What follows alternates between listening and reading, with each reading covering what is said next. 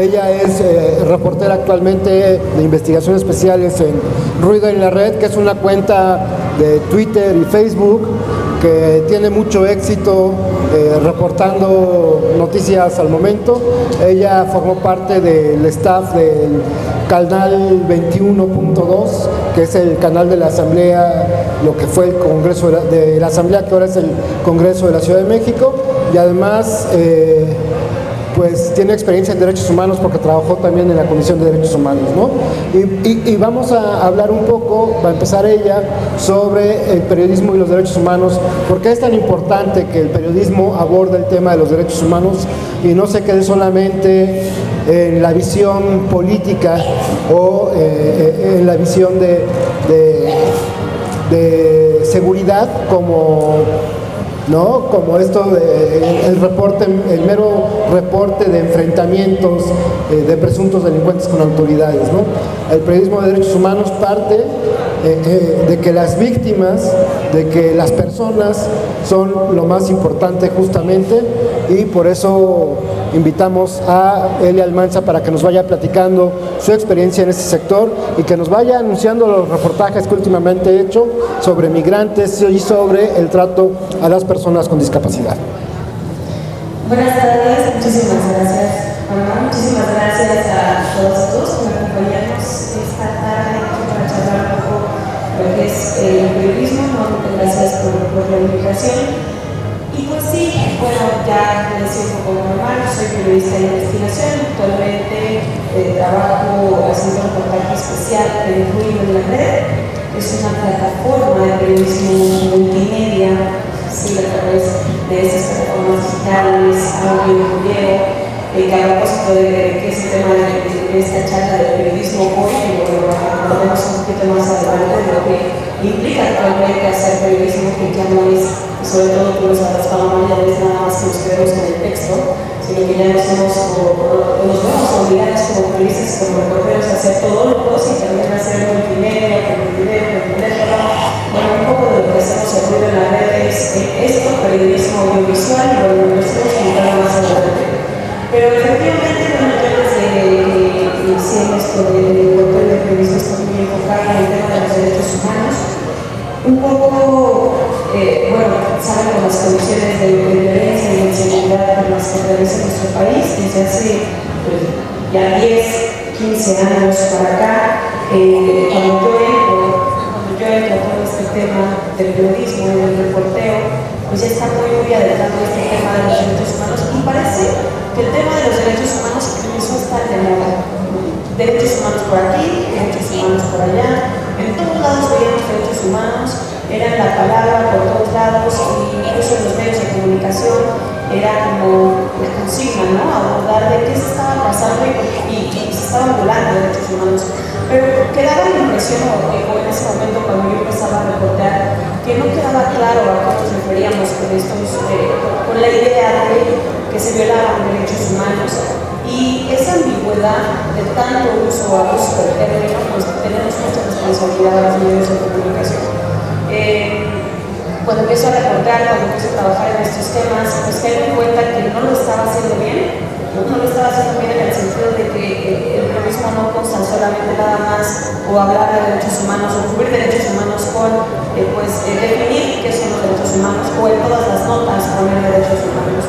Empiezo a entrar más en este tema de cuáles son las implicaciones que como periodista tenemos, una de procurar la defensa, la protección de los derechos humanos, pero son palabras muy redundantes, ¿no? ¿Cómo lo podemos aterrizar? Yo les daba ese momento y junto con algunos colegas con los que yo empezaba a trabajar, junto con algunos jefes de información, también pues junto con algunos profesores en la academia, ¿no? Que nos empezamos a adentrar, bueno, junto con las periodistas de a pie, que también tuve ahí contacto, que fueron como las primeras que empezaron también a dejar de reportear y documentar estos temas de, por ejemplo, la pobreza, la falta de agua potable en una comunidad, estas problemáticas que estaban en el día a día, para empezar a reportear pues desapariciones, empezar a reportar pues secuestros.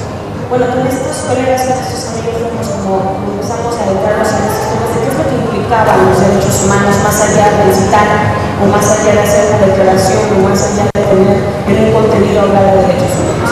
Y es cuando, pues, empezamos a entender o se empieza a destacar la importancia de que desde el periodismo se empieza a abordar un enfoque.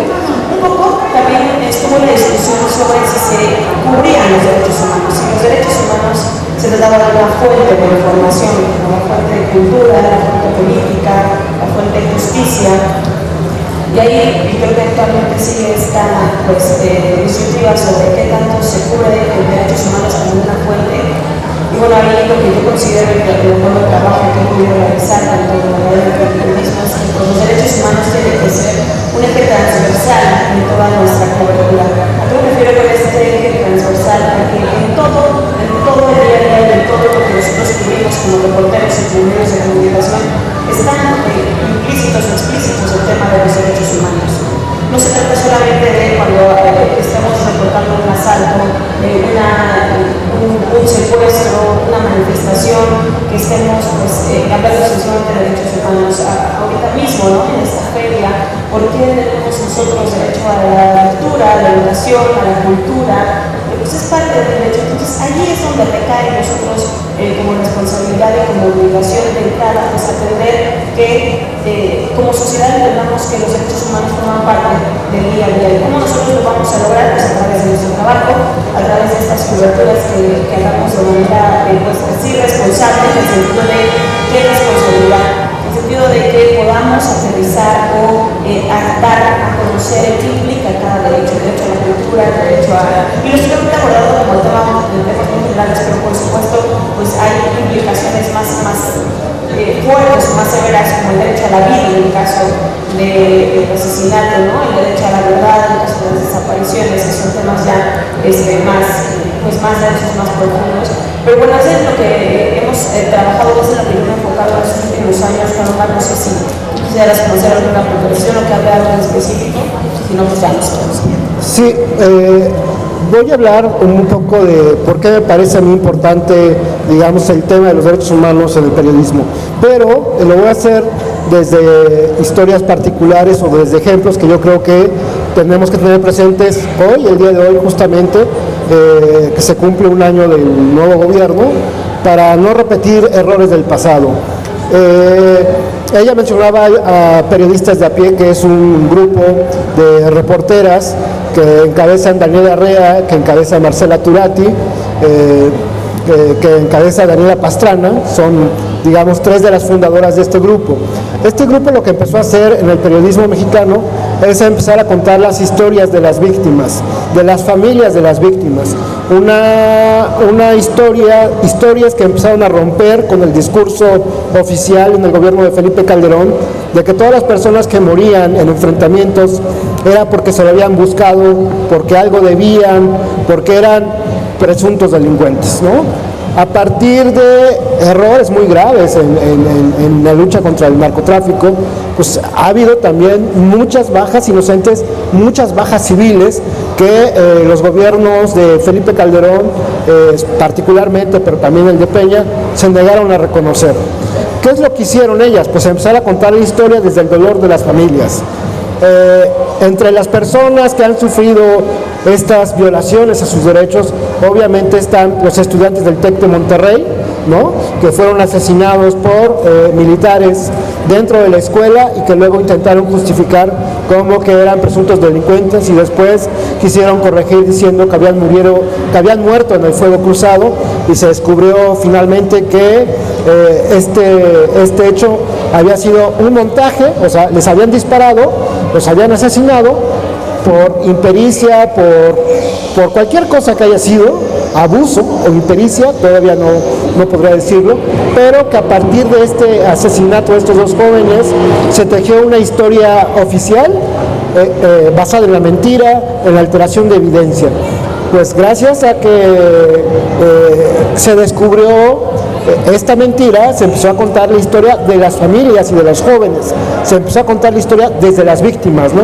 Hoy en día tenemos un documental muy importante que se llama Hasta los dientes, que se puede ver incluso en Netflix y que se lo recomiendo ampliamente porque narra justamente la historia desde las víctimas y la historia de personas que no tenían nada que ver con el narcotráfico y que han muerto en esta guerra contra el crimen organizado. Otro ejemplo que voy a poner, y a lo mejor resulta incómodo, es el de la Caravana del Dolor en 2011, que encabezaron Javier Sicilia y Julián Levarón. Y lo traigo a colación por la situación actual que se está viviendo. Javier Sicilia perdió a su hijo junto a otros 5 jóvenes que fueron asesinados en un bar, supuestamente porque los criminales estaban buscando a alguien, encontraron a los jóvenes, los secuestraron y los asesinaron, ¿no? O sea, fueron también una confusión o un abuso. En realidad los grupos delictivos, cuando pierden cualquier tipo de contención, pues no hay quien los detenga. Entonces Javier Sicilia, con ese dolor y con esa indignación, es la primera persona que rompe con el discurso oficial de que todos eran delincuentes al encabezar una caravana en la cual se pudo conocer el dolor, por ejemplo, de una mujer que se llama María Herrera, que perdió un hijo, estaba desaparecido, llevaba un año desaparecido. Sus demás hijos van a buscarlo a Guerrero. Ella es de Michoacán, se pierden en estos límites entre Guerrero y Michoacán. Ellas van a buscarlo y también desaparecen. Entonces esta mamá ahora tiene 4 hijos desaparecidos y ella fue de las primeras personas en abrazar la caravana de Javier Sicilia. Julián Levarón se une a partir de que uno de sus familiares había sido secuestrado y que se resisten a pagar el secuestro, no por una cuestión de dinero, sino por una cuestión de no vamos a ceder ante los chantajes, porque era un chantaje a la comunidad Levarón. Y bueno, la consecuencia es que sí liberan a su familiar, pero poco después los grupos criminales toman represalia y asesinan a su cuñado y a otro de sus familiares, a Eric Levarón. A partir de ahí, Julián, Javier Sicilia organizan esta comunidad, esta caravana que nosotros como periodistas denominamos la Caravana del Dolor, ¿no? Que era ir buscando justamente en cada pueblo a las familiares, ir dándoles voz a los familiares de personas secuestradas, de personas asesinadas, de personas desaparecidas, personas que estaban siendo ignoradas por el sistema de justicia, por la Procuraduría Estatal, por la PGR, gente que no contaba con ningún tipo de respaldo oficial. Y que en ese momento, lo impresionante de esa caravana fue que muchas personas, muchas familias se animaron a contar su propia historia y a partir de ahí empezaron a surgir los colectivos de madres que buscan a sus hijos, ¿no? Fue un gran esfuerzo de Javier Sicilia, un esfuerzo que estuvo incompleto, un esfuerzo que se diluyó en el sexenio pasado, pero que fue muy importante y es hasta el día de hoy muy importante para la situación que hemos estado viviendo y para el cambio de discurso oficial. Yo recuerdo, por ejemplo, que en Torreón, Coahuila, hubo una fila de madres, todas con los carteles de sus hijos, en un parque muy conocido de Torreón, que eran, pues, centenas de mujeres, ¿no?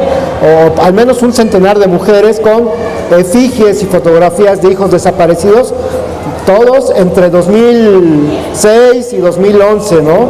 O sea, las desapariciones es un golpe mortal a las familias, es una desintegración total, ¿no? Pero también no hay un proceso de duelo porque no hay a quien le puedan rendir duelo a estas familias. Una cosa que yo observé en esta caravana es que los propios periodistas que participábamos en la caravana nos quebramos. En algún momento todos los periodistas sufrimos el dolor de las familias. Había compañeros que a lo mejor a la tercera ciudad ya no podían con la emoción de ver a tantas familias adoloridas. Yo creo que soy de los que, no sé, pero yo me aguanté hasta Durango. En Durango, cuando vi una pequeña marcha, unas 2,000 personas, pero era una marcha de personas llorando, porque casi todas tenían un familiar o muerto o desaparecido. Casi ninguna tenía acceso a la justicia. Entonces eran familias, era una marcha de verdad de gente llorando, ¿no? Y eso a mí me conmocionó un poco en ese momento. Y bueno, lo que pasaba es que en muchas ciudades del norte del país no había hasta ese momento quien los encabezara, quien les diera una pista, quien fuera su voz, quien les diera una oportunidad, ¿no?, de expresarse. Creo que ese es el gran lado positivo de Javier Sicilia como organizador de esta marcha, a la que se sumó Julián Levarón, y que por cierto llegó a Juárez y a Ciudad Juárez, primero a Chihuahua y luego a Ciudad Juárez, ¿no? En Ciudad Juárez un recibimiento muy espectacular para la marcha, pero desde la crítica hacia los gobiernos y también a todos los partidos políticos y a la falta de, digamos, de solidaridad con las familias de los afectados, ¿no?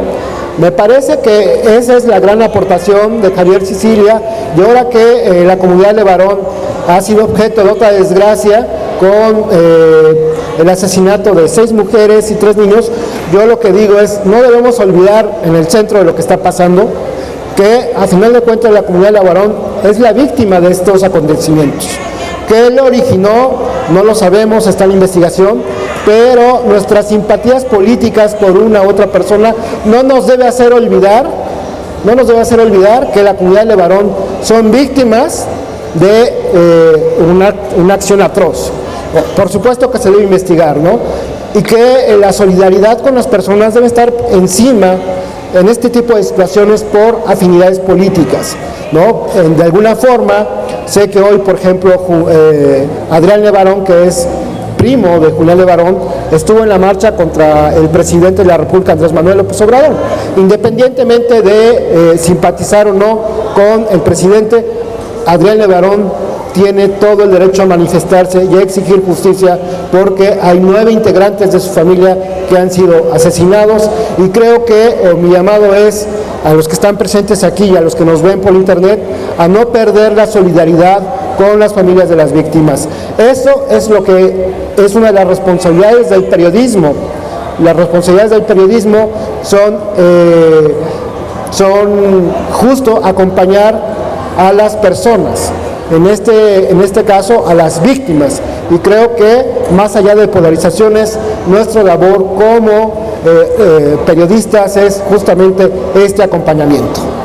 Claro, y es una labor en ese sentido para los medios de comunicación y para los periodistas, es una labor titánica si tomamos en cuenta el contexto, la coyuntura en la que se encuentra a propósito del periodismo hoy en día.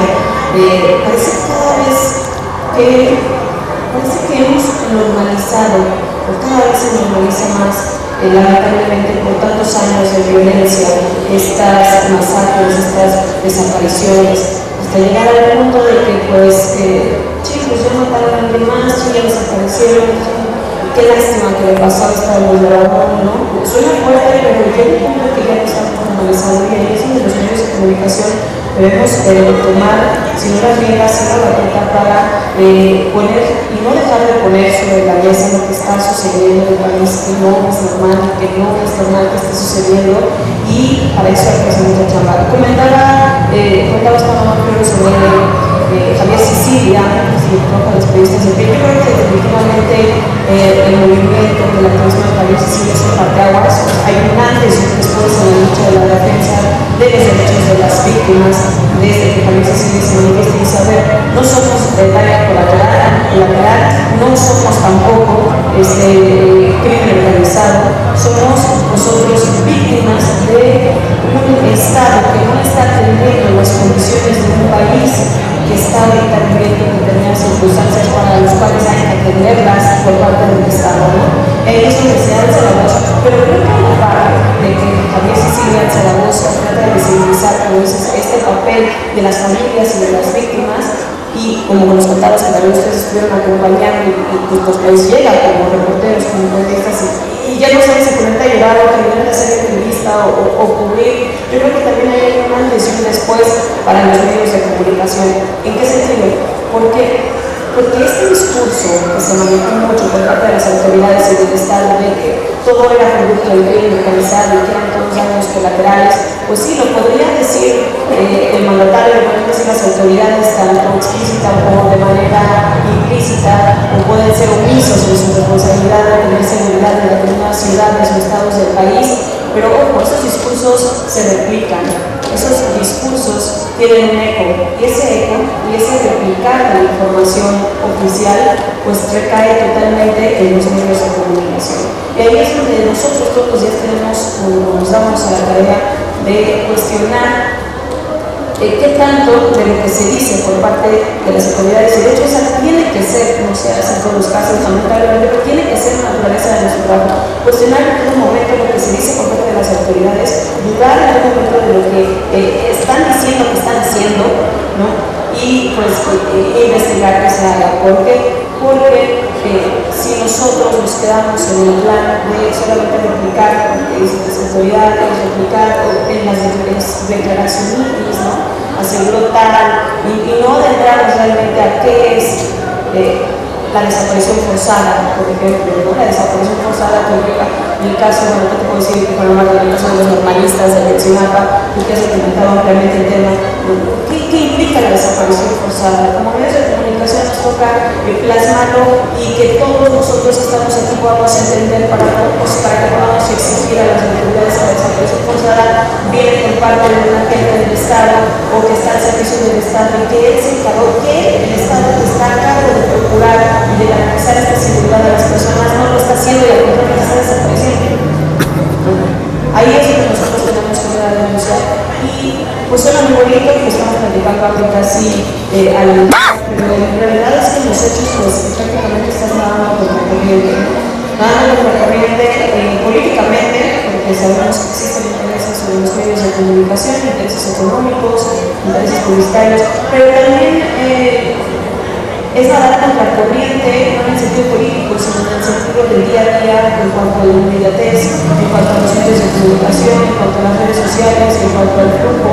Entonces, ahí es donde pues, siempre vale la pena como medios hacer la pausa y tratar de reflexionar en que vale más, sí, informar, sí, pero siempre verificar, pero siempre pues, cuestionar lo que están haciendo las autoridades, y pero también, por supuesto, darle ese respiro y esa precisión que requiere hablar de un tema tan delicado como esta violación a un derecho fundamental, ¿no? Y no nada más quedarnos en desaparición por mandar el tweet y porque no nos dan la nota, ¿no? Que es mucho de esta coyuntura actual que tenemos hoy en día, que nos está, a veces creemos que nos está avanzando, pero es ir contra corriente siempre, sobre todo para poner sobre la mesa que no podemos seguir normalizando lo que está sucediendo en nuestro país. Y eso es mucho parte de nuestro trabajo, porque pues no podemos seguir creyendo que todo va a ser así, pues pueden quedarnos con los brazos cruzados. Como sociedad también tenemos una responsabilidad en el sentido de ser informados y en el sentido de exigir a las autoridades que cumplan con su trabajo, y bueno, ahí el periodismo es central. Bueno, siguiendo con los ejemplos, bueno, claro que el ejemplo de Ayotzinapa es otro de los parteaguas, porque una de las cosas que han aplicado las autoridades cuando hay asesinatos, secuestros, desapariciones, es justamente la criminalización de las víctimas y sus familias. En el caso de Ayotzinapa fue muy claro que hubo un intento en esta cosa que llamaron verdad histórica, de asegurar que los normalistas podían haber sido víctimas de este crimen porque había por lo menos 2 de ellos que ellos les pusieron nombre y apellido, que estaban relacionados con los grupos delictivos del crimen organizado en Guerrero, ¿no? A partir de esta criminalización y de esta investigación que fue parcial y que se centró en aspectos del crimen organizado, en aspectos de las policías municipales de Iguala coludidas con este crimen y en aspectos de las vidas personales de los normalistas, se construyó justamente la idea, o se quiso construir la idea de que la desaparición de los normalistas tenía que ver con el crimen.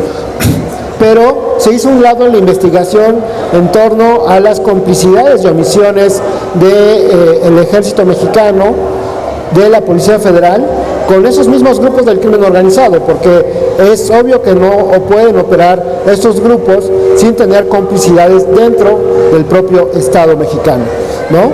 Entonces, me parece que ahí, justamente en este intento de construir una verdad oficial, al margen de inculpar a agentes del Estado que participaron o que fueron omisos, fue como la prensa sí se mantuvo, un sector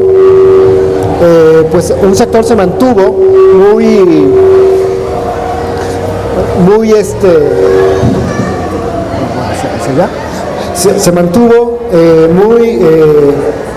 se mantuvo muy crítica de esta verdad oficial, desde Pablo Ferri en El País, desde las propias, la Unidad de Investigaciones Especiales del Universal, con las investigaciones de Silver Mesa y Zoraida Gallegos, Reforma en algunos momentos, bueno, la propia Carmen Aristegui, pero también a partir de trabajos individuales como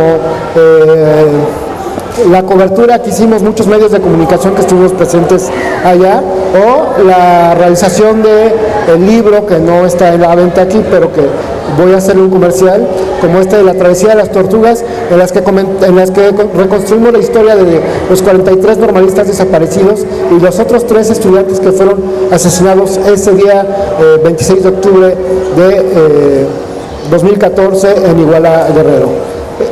¿Qué es lo que se demuestra en esta cobertura? Mientras ciertos medios hacían apología de estas filtraciones del gobierno federal para criminalizar a los estudiantes, hubo por parte de otros medios la resistencia de contar las historias que eran diferentes, de darle voz a las investigaciones del grupo de expertos internacionales, el GIEI y el equipo argentino forense, que tiene una experiencia bastante grande en investigar desapariciones forzadas y también identificar a personas en fosas comunes, ¿no? Y bueno, o sea, esa resistencia es el periodismo en los derechos humanos. A final de cuentas, aunque no dijéramos que estábamos haciendo periodismo en derechos humanos, estábamos velando por los derechos humanos de 43 estudiantes desaparecidos, por las historias de sus familias, y creo que si hay que hacer una revisión de la prensa crítica, hay que hacer una revisión crítica de la prensa en ciertas coyunturas. Una de ellas es Ayotzinapa, ¿no?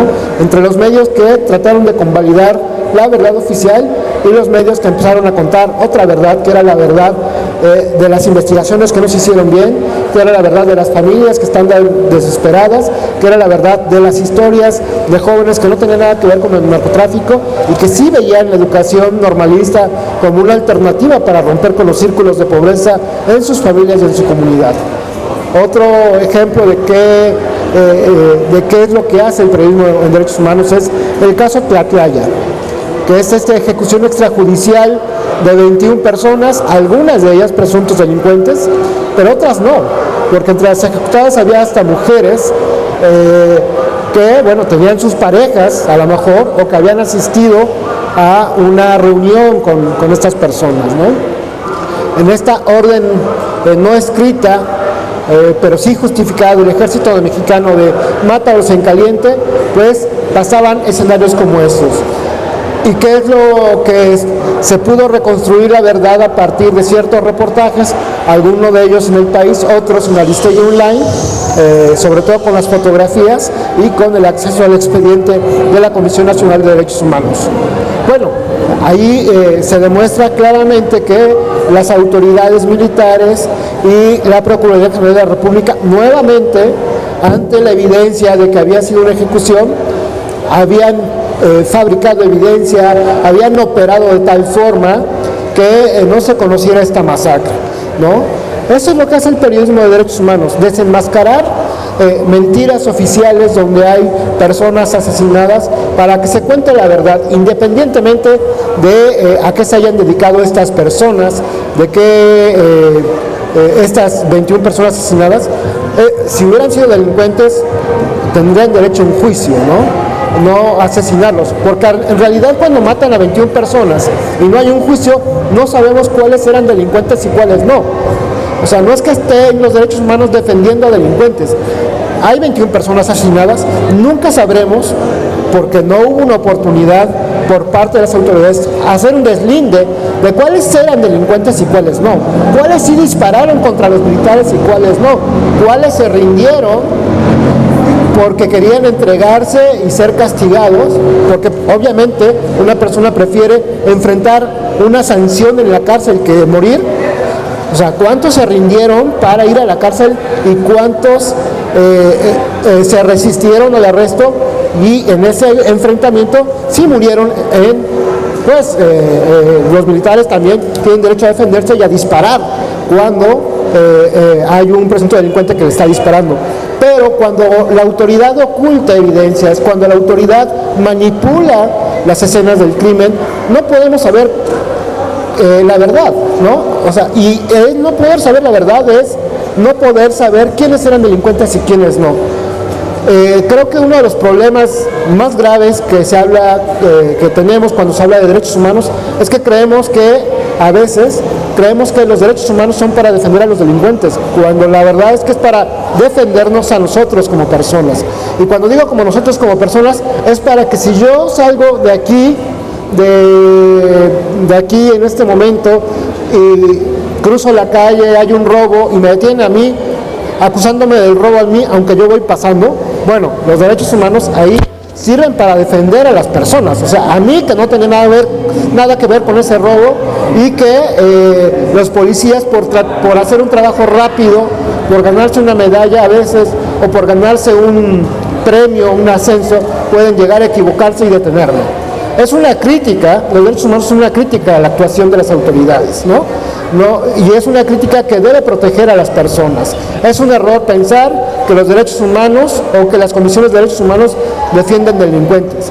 Nos defienden al resto de la población para que no seamos tratados como delincuentes cuando no lo somos, Y creo que esa idea nos ha costado mucho trabajo transmitirla desde el periodismo, a veces porque los propios periodistas se convencen de la otra idea, de que defienden delincuentes, y a veces porque nos falta conocimiento a los reporteros sobre para qué se crearon las comisiones de derechos humanos, Y bueno, en el periodismo de nota roja es donde más se nota esta falta, digamos, de conocimiento sobre para qué existen las comisiones de derechos humanos, para defendernos a las personas inocentes cuando somos víctimas de una injusticia. Y si hay una crítica al periodismo, hay que decirlo, es que hemos sido incapaces de comunicar esta idea al resto de la sociedad, que ven a los derechos humanos como una amenaza para nosotros mismos, cuando en realidad nos protegen, A los delincuentes merecen ser juzgados, incluso a los asesinos. Yo no abogaría por ningún delincuente, pero si queremos tener, digamos, reglas que nos protejan al resto de las personas, tenemos que aceptar que también tienen derechos. Claro, definitivamente esta parte de la capacitación que no tenemos, nueva forma o desenmascarar que están haciendo las autoridades cuando lo hacen mal, pero obviamente en los casos, sobre todo en estos temas, en estos casos tan emblemáticos de violaciones de derechos humanos, algo en lo que nos hemos enfrentado o encargado los medios o los periodistas es que no estamos preparados, no estábamos preparados, seguimos sin estarlo para atender esta realidad y lo que nos exige esta realidad de violencia y de inseguridad en el país. No estamos capacitados. Empezó a surgir también esa necesidad en un grupo de periodistas o medios más críticos, como dice, de empezar a capacitarnos para poder efectivamente que se logre ese comunicar qué es lo que estaba sucediendo y dar a entender de qué implicaban estas violaciones a derechos humanos, Porque yo no puedo explicar a la gente, explicar un texto, explicar un reportaje de qué se trata, por ejemplo, el nuevo sistema de justicia penal y por qué no es bueno exhibir a un presunto delincuente cuando ni siquiera nadie ha comprobado que realmente lo es. ¿Por qué le afectan su integridad y sus derechos humanos que se exhiba públicamente como antes se hacía? Entonces ustedes recuerdan que a veces cuando detenían delincuentes o cuando aseguraban que estaban deteniendo a un capo, pues lo presentaban en la televisión e incluso preparaban, ¿no? como un set de televisión, que no es lo que pasa aquí, que se hagan esas cosas como teatrales, ¿no? Y presentaban y lo ponían para que se le tomaran fotos, ¿no? Y él estaba en todos los medios de comunicación, todos los periodistas, y tomándole fotos diciendo que él había cometido este delito, y así se le estaba exhibiendo de esa forma. Bueno, por lo menos eso ya, por lo menos en la ley no debe ocurrir, aunque en la práctica sigue pasando. Pero bueno, nos enfrentamos a eso, de por qué estábamos violentando sus derechos y siendo o no culpable. Eso ya determinó un proceso legal y un juez ya tendrá su... Pero no podemos hacer con los medios de comunicación eso antes, porque si estamos exigiendo que se castigue, ¿no?, una violación de los derechos humanos, no lo podemos hacer violando derechos humanos. Tenemos que tener pues conciencia de que debe hacer ese cumplimiento del marco legal por parte de las autoridades, en ese sentido por parte también de nosotros, porque si bien nosotros como periodistas no violamos derechos humanos, porque quien viola derechos humanos es el Estado en este caso, quienes se encargan de procurar la defensa de los mismos también es el Estado, nosotros sí somos responsables como medios de comunicación de replicar estas violaciones, ¿no? Entonces recuerdo mucho estas anécdotas y muchos colegas también me decían que cuando pues, se anuncia que no se puede ya, por ejemplo, exhibir a los presuntos delincuentes, pues realmente los detenidos entran en una etapa de angustia muy fuerte, porque pues era prácticamente, pues ahora qué voy a cubrir, qué me voy a decir, qué voy a llevar a la mesa de redacción, ¿no? Parecía que a veces ganaba mucho el humor, ¿no? Y se llevaba mucho el humor, y también lo que se utilizaba políticamente, ¿no? Como de ya detuve a este capo, quién sabe si se aplaudía que lo detuve, ¿no? ¿Cuál es la importancia? Bueno, el punto es que nosotros como periodistas también nos tuvimos que enfrentar a la capacitación y al poder entender de qué se trataba todo ese tema de los derechos humanos, qué implicaba y qué no, y por ejemplo también en ese sentido, pues cómo nosotros podíamos aterrizar estos temas para que las demás personas y nosotros entender también en el día a día cómo podamos aplicarlos y por supuesto también exigirlos, ¿no? Y bueno, pues sobre todo eso, cómo nos enfrenta, cómo nos pone de cara con el tema de los derechos humanos, de la obligación de profesionalizarlos.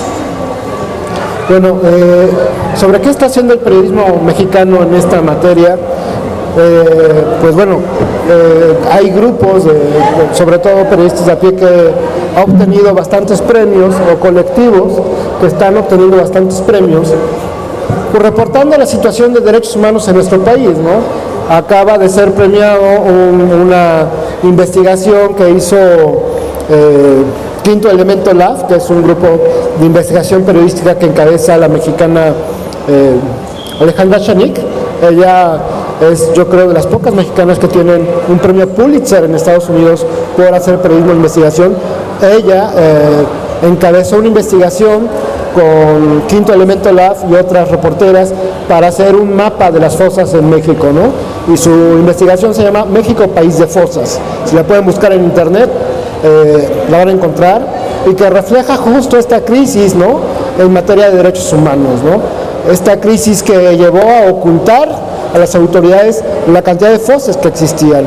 Ellas hicieron cientos de solicitudes de información para poder hacer un mapeo de las fosas que han ido encontrando las autoridades estatales y federales, y que son las fosas que han ido reportando también las madres, estos colectivos de madres y de familiares que buscan a sus personas desaparecidas, ¿no? También tenemos el de Zona Divas, un reportaje que aborda la trata de personas en México y los feminicidios, ¿no? Una investigación que hizo periodistas de a pie, encabezados por Lidiet Carrión y periodistas de Venezuela, que hablan justo de la trata de personas de Venezuela hacia México, y de cómo estas mujeres migrantes quedan en una condición de vulnerabilidad bastante fuerte, y que al momento de ser asesinadas en México, pues obviamente no hay quien exija justicia por ellas, ¿no? Tuvieron que ellas hacer una investigación binacional, o sea, en México y en Venezuela, para poder contactar a los familiares y poder contar estas historias. Son historias que cuentan los derechos humanos desde las víctimas, no es que tengan que decir derechos humanos, ¿no? Pero creo que esa es justamente parte de la responsabilidad de los medios de comunicación en la coyuntura actual. estar contando la historia de las personas, de las familias, para que podamos estar conscientes justamente de que aunque haya cambiado de gobierno, la crisis no se ha resuelto. La crisis de derechos humanos no se ha resuelto. Una cosa positiva que puede haber es que ya el gobierno actual está haciendo suyos estos recuentos de fosas clandestinas, pues para tratar de tener un panorama certero sobre las desapariciones en nuestro país. La última vez que el gobierno federal de Peña hizo un recuento, se hablaba de más de 27,000 desaparecidos, que son 27,000 familias rotas por una desaparición, ¿no? Y estamos hablando de las desapariciones entre 2006 y 2015-2016, que fue cuando se dieron estas cifras. Pero tampoco se han investigado las desapariciones por la guerra sucia. El estado de Guerrero y la Ciudad de México son estados que enfrentan desapariciones con motivos políticos desde hace mucho tiempo, ¿no? Y que, por ejemplo, es parte de lo que no se quiso investigar en Ayotzinapa. Los militares ven a los normalistas como enemigos políticos, como adversarios, no los ven como estudiantes, porque de esa normal han salido líderes guerrilleros. Y no ha habido un cambio ideológico en el ejército para que el ejército efectivamente deje de ver a las personas de izquierda como sus enemigos, como sus adversarios, ¿no? Eso falta también en los cuerpos policíacos de todo el país. Los cuerpos policíacos deben entender que los derechos humanos también son para ellos.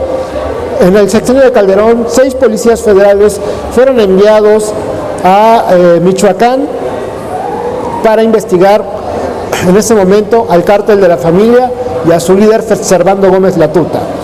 Ahí hubo una mala planeación, y si no es que una delación, porque llegando los policías federales a Michoacán, al municipio de Arteaga, fueron levantados y desaparecidos.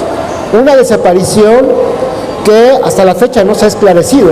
Las madres de esos policías federales fueron parte de la caravana del dolor de Javier Sicilia, porque las autoridades federales, o sea, la Policía Federal y la PGR, los jefes de estos policías se negaron a investigar o no quisieron investigar a fondo qué había pasado. ¿Y por qué no investigaron a fondo? Porque seguramente también había complicidades. Seguramente alguien de la propia Policía Federal filtró que iba una célula de policías federales a investigar a este presunto delincuente.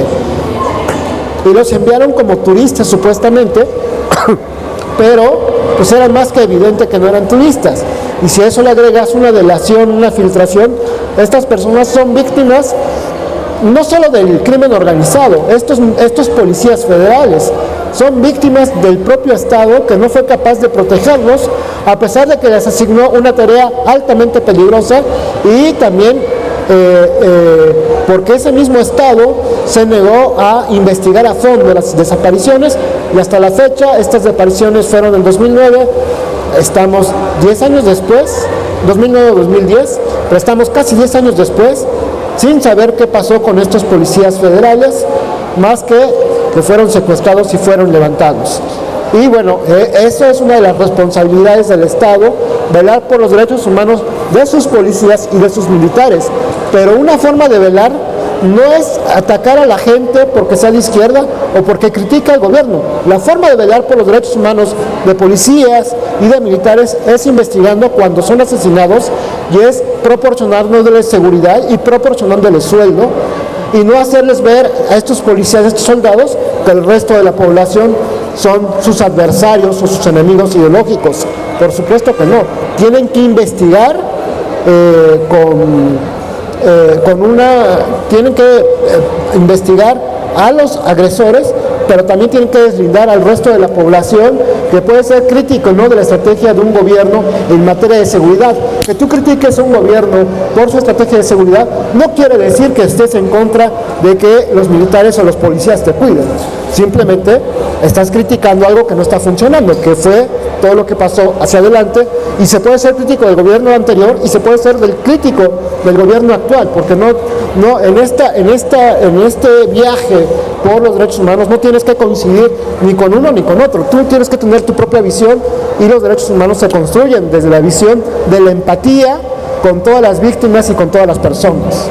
Claro, y yo creo que lo que estamos viviendo actualmente es un ejemplo de ello. Yo creo que la situación por la que estamos, tanto en seguridad como en procuración y protección de los derechos humanos, trasciende sexenios y trasciende administraciones. Pero lo que se requiere es de voluntad política para echar a andar estas estrategias en materia de seguridad, de estas políticas públicas, más allá de líneas obvias, más allá de blanco o de negro, más allá de la política o de los intereses, porque pues realmente puede venir cualquier gobierno de facto se va a acabar estos problemas. Yo no creo que lo diga yo porque está en contra de la actual administración, sino porque lo estamos viendo hoy a un año de la administración, pues estos problemas siguen, la violencia continúa y no solo eso, vayan al medio, ¿no? Porque por lo que las oficiales este año pues, va a seguir al 2018 que había sido catalogado como uno de los más violentos en la historia reciente de nuestro país, y al parecer en 2019 pues, se va a catalogar en el mismo sentido. Y aprovecho este punto también para hablar de otro ejemplo que es el tema de migración, que es también algo de lo que yo estuve trabajando en este último mes, que es también un ejemplo sobre que pues, si no se echa a dar esta voluntad política para atender las necesidades de la población y de grupos todavía más específicos, pues ninguna administración, si no hay realmente esta voluntad de echar a andar estas estrategias, ninguna administración, ninguna persona lo va a poder hacer. Yo en este último mes estuve trabajando en el tema de migrantes, específicamente de migrantes con discapacidad. Sabemos que el tema migratorio es un tema crítico, nada más en la frontera norte, en la frontera sur de nuestro país, y que tampoco es nuevo, que viene desde hace muchos años, que no es de Donald Trump, que viene desde Barack Obama, y después tampoco de Andrés Manuel López Obrador, viene desde mucho antes. Pero este último año, este año del nuevo gobierno, tuvo una particularidad porque se dio un último mensaje de que iba a haber un cambio de la política migratoria en nuestro país.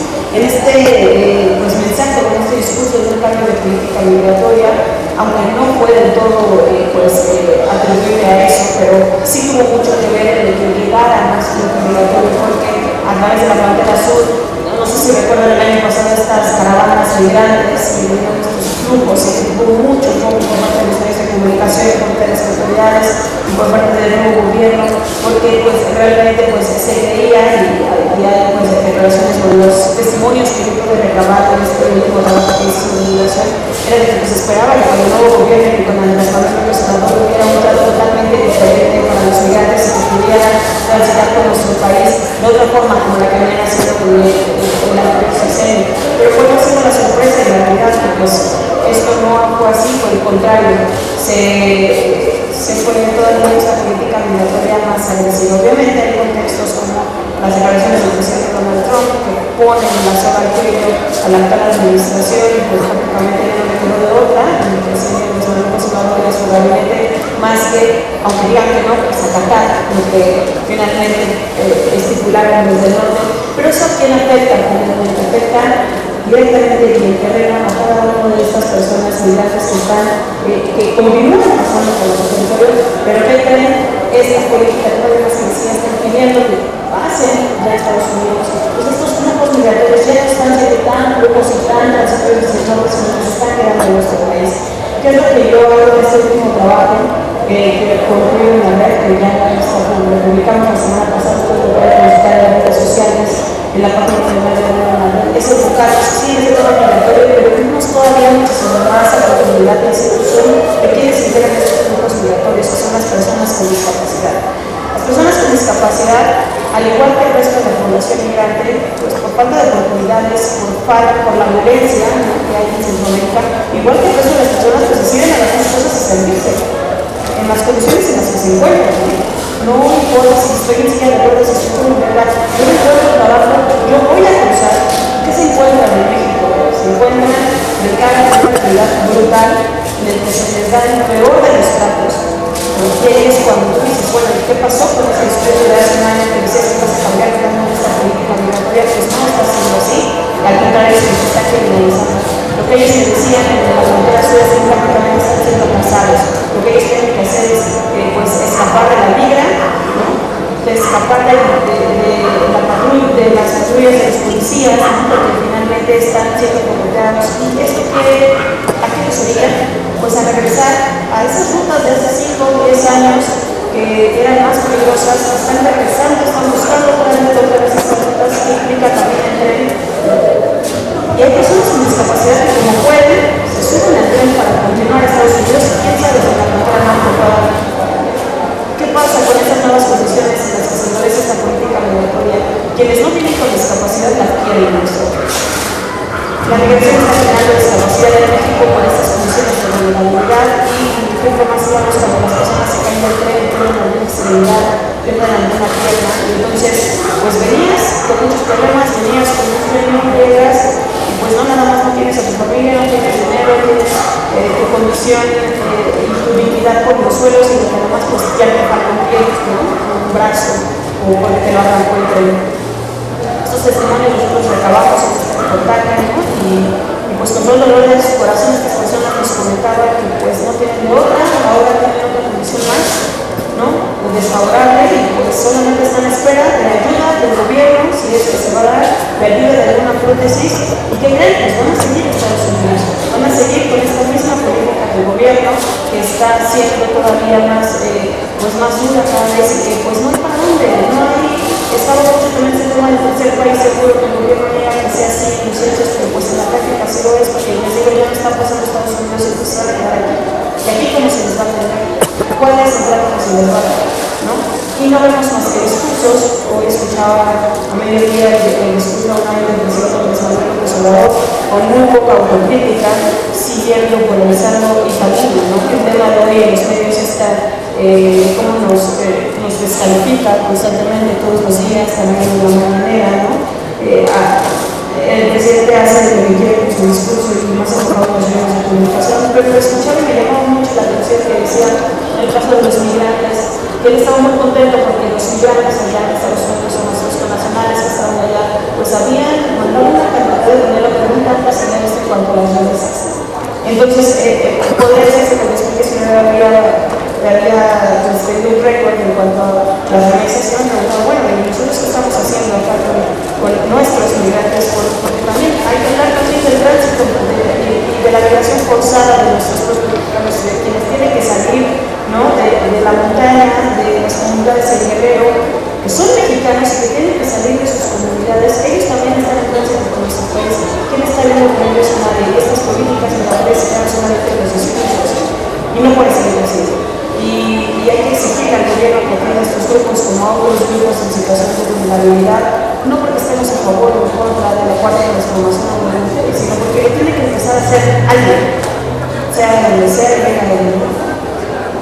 Bueno, en el tema de migración, me parece sí que el presidente fue ingenuo al reconocer o hacer esta invitación de que México iba a ser un país abierto a los migrantes, y no ingenuo por mala leche, ingenuo por el vecino que tenemos, que es Donald Trump, ¿no?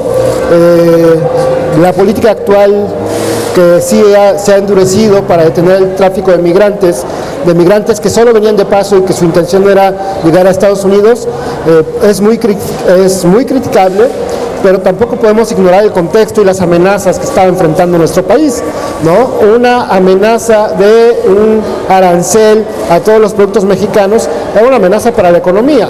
Eso no justifica que se les dé malos tratos, pero sí nos ayuda a entender.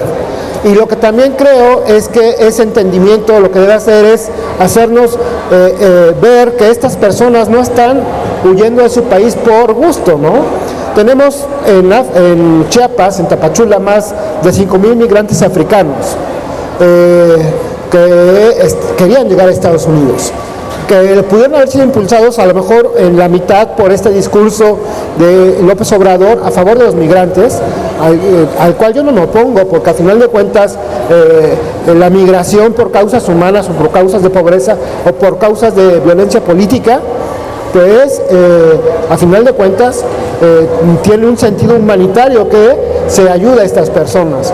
Yo no me opongo a ningún migrante, venga de donde venga, ¿no?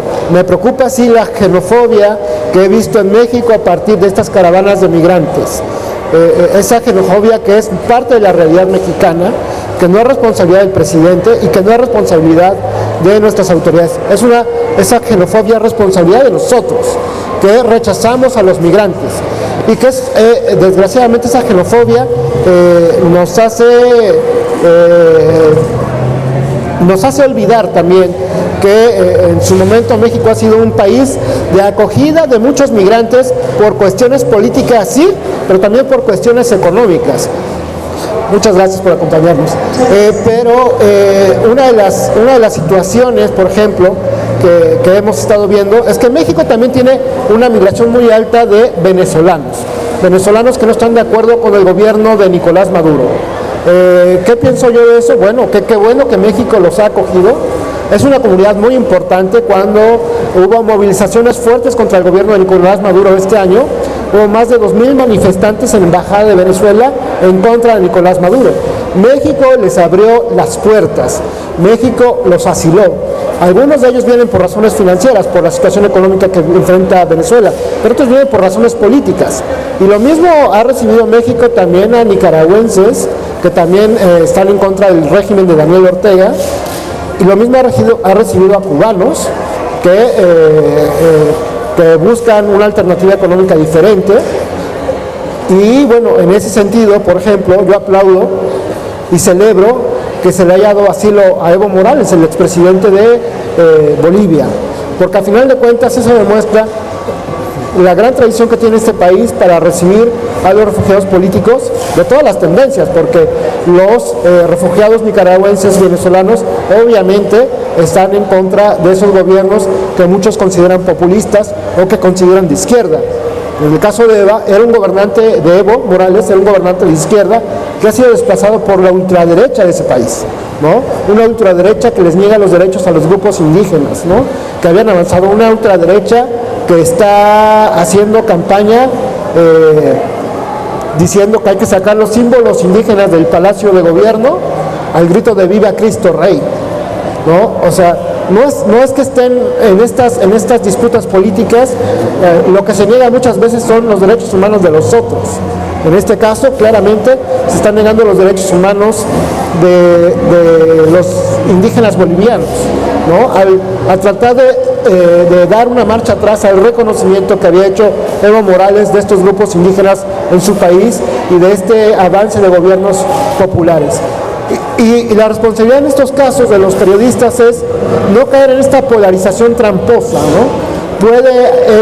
Pudo Evo Morales haberse equivocado al buscar una cuarta reelección, pero eso no es una justificación para un golpe de Estado y tampoco es una justificación para que se persiga a los símbolos indígenas de ese país y para que el racismo de ese país o los grupos de ultraderecha racista de ese país gobiernen y persigan a los bolivianos disidentes. De hecho, si uno revisa la prensa, hubo más muertes en las protestas contra el gobierno de derecha que contra el gobierno de Evo Morales, ¿no?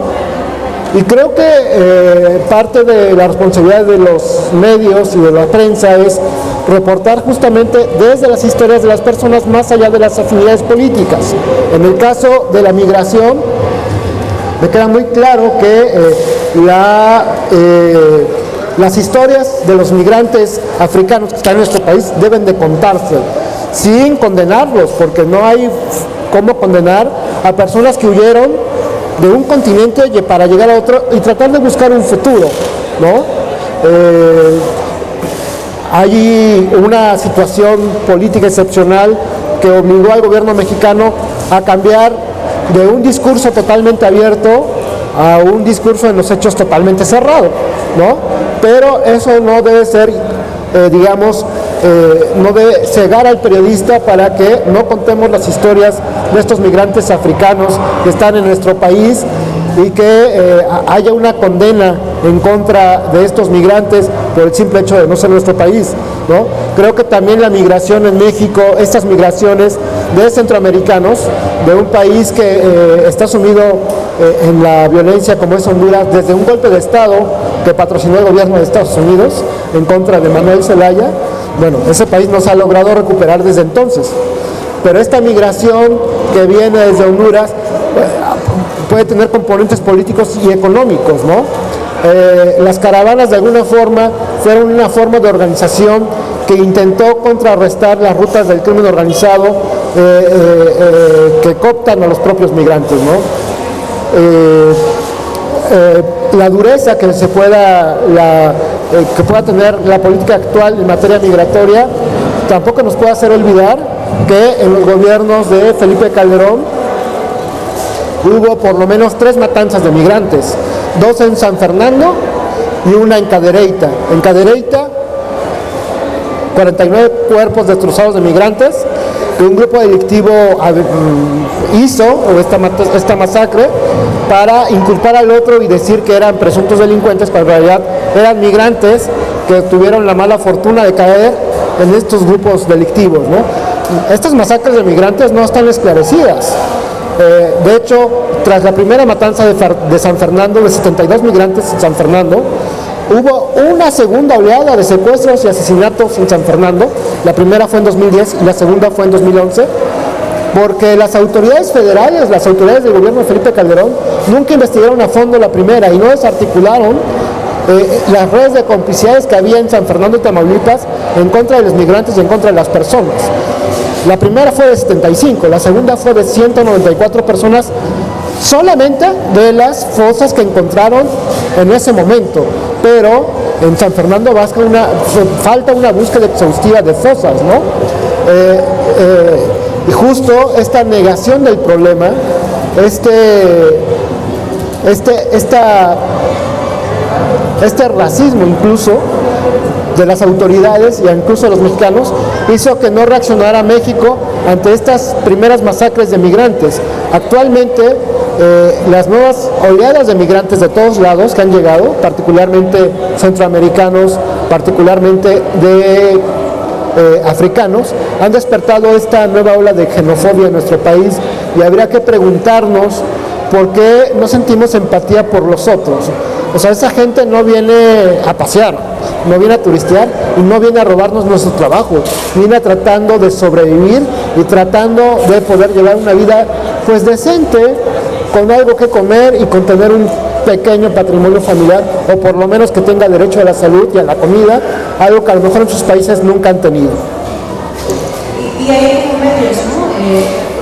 Hablar de ello es como un poco regresar a darles voz, de hablar de que si no hablamos de ellos, pues entonces no existieran. Y entonces están tan invisibilizados por las autoridades y el gobierno, y nosotros también como sociedad lo hacemos, pues todo mal. Es parte del trabajo que nosotros tenemos que hacer con medios de comunicación en cuanto a los medios críticos, ¿no? Estar siempre poniendo el dedo, y mucho de eso, el poner sobre la mesa la importancia de no perder esta empatía, de no tratar de ponernos en los zapatos de otro, porque, y lo que comentaba hace ratito de la normalización, no es normal mucho de lo que está pasando en nuestro país. No podemos ya asumir y adoptarlo como tal, y pues ya es algo que siga pasando, porque al rato, pues, a muchos ya nos ha tocado de volver a cerca, ¿no? Nosotros a alguien que ha sido azotado, a nosotros mismos hemos sido víctimas de la violencia, pero si seguimos normalizando, va a llegar el punto de que así como le afecta al otro, me va a afectar a mí directamente, y ahí vamos a tener también que vamos a querer que los demás sientan empatía por lo que nosotros estamos pasando, ¿no? Entonces, no podemos esperar que nos pase a nosotros para realmente que es lamentablemente cruzado muchos de los casos, ¿no? Hasta que nos sucede, entendemos la dimensión con los mandos de los desaparecidos, ¿no? Que hemos escuchado miles de historias. Yo pensé que eso sucedía, pero yo no pensé que iba a pasar hasta que mi hija me llegó, ¿no? Y eso no hay que dejar de contarlo, no hay que dejar de contar la historia y la versión de las mamás, la versión de las familias, no hay que dejar de escuchar a los migrantes, no hay que dejar de ver las situaciones en las que viven, que más de los africanos están ahorita fuera, ¿no? De la situación migratoria del siglo XXI, en las peores condiciones, sin tener que comer, sin tener dónde dormir.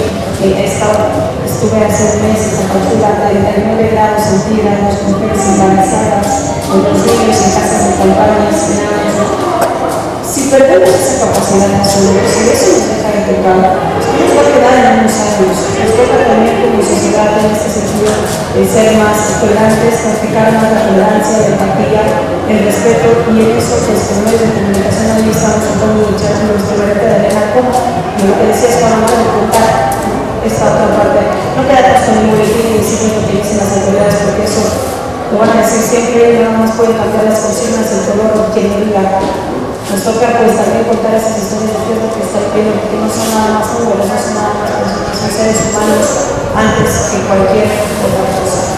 Se visita lo que ellos decían, yo porque no quiero es que me traten como un ser humano o como un animal, que hay que tratarlos con la misma integridad.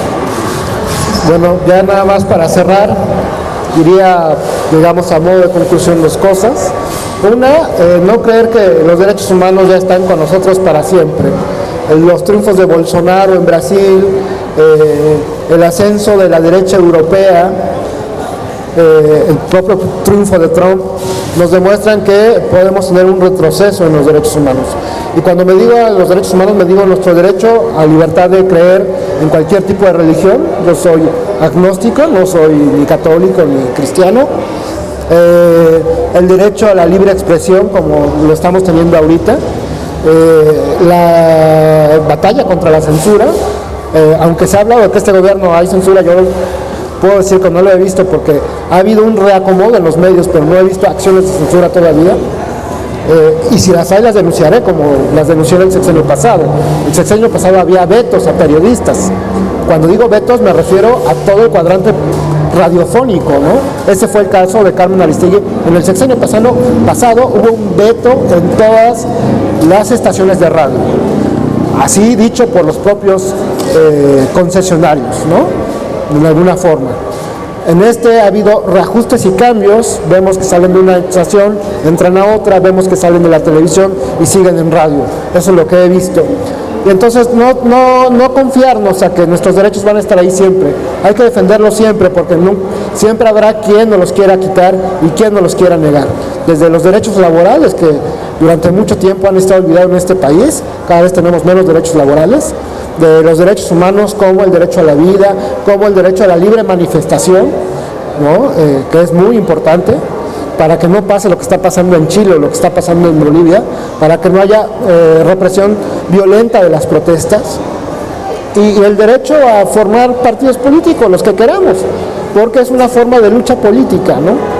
Y lo segundo, la situación de la migración, si bien hay una queja contra el gobierno mexicano, hay que decir que no es diferente la situación en el resto del mundo. Ahora que México ha tenido que contener a los migrantes para no enfrentar un arancel por parte del gobierno de Estados Unidos, me acordé mucho de Europa, cuando estaba gobiernos como los de Serbia, como los de Turquía, como los de Grecia, tuvieron que retener a los migrantes con apoyo de la Unión para que no llegaran a otros países de la Unión Europea. ¿Y por qué? Pues porque también había un rechazo y una xenofobia o xenofobia en el resto de los países europeos.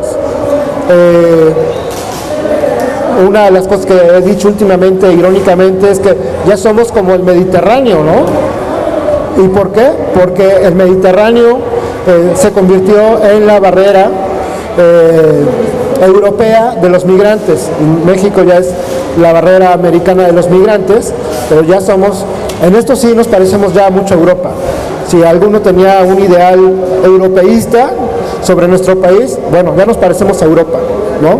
¿Por qué? Porque estamos evitando que los migrantes pasen por nuestro país para llegar a otro país, como eran los migrantes que estaban pasando por Grecia, por Serbia, para tratar de llegar a Alemania, a Francia, a Gran Bretaña.